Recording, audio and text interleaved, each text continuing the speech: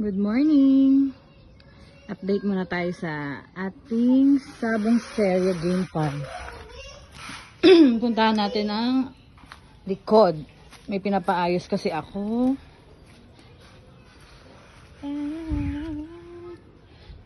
Ayan nga pala ang aming second mini farm.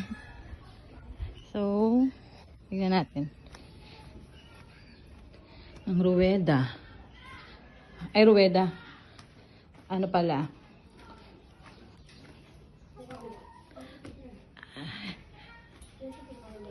Good morning! Ano na? Kamusta na kayo? O, diba? At least, may nauumpisa na yung likod. Ayan. Sabihin mo nga, Romel, para saan tong ginagawa natin sa likod? Para saan to? Para sa pagalaan ng mga sisiw para pag lumaki-laki na sila. May Oo. nakakaw silang espasyo. Lalagyan na lang yung sahig ng ipa, no? Damo muna tapos ipa. Sagadsad na dami ng ipa.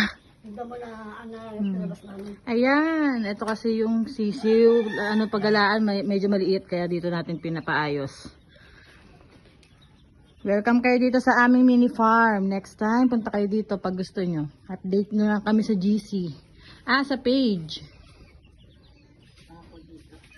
Ayan. Sahig na lang, no? Magiging problema natin. Mag-ano kami ng mga damo doon.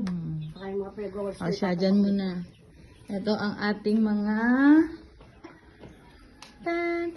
ang mga nangingitlog ng organic egg.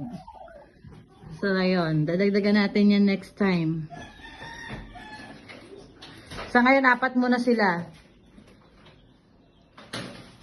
Ang ating inahin. Mga inahin. Ito ang ating bitawan. Dito natin binibitaw yung mga nokis para makita natin. Ini-spar natin sila dyan para makita namin kung sino ang pwede ilaban. Yan. Medyo maliit lang tong mini farm talaga namin. Mini lang talaga siya.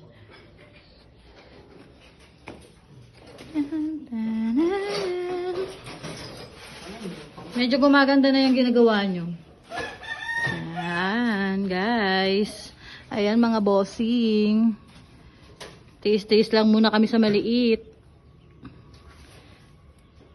Bye-bye na muna, Romel. Bye! Bye!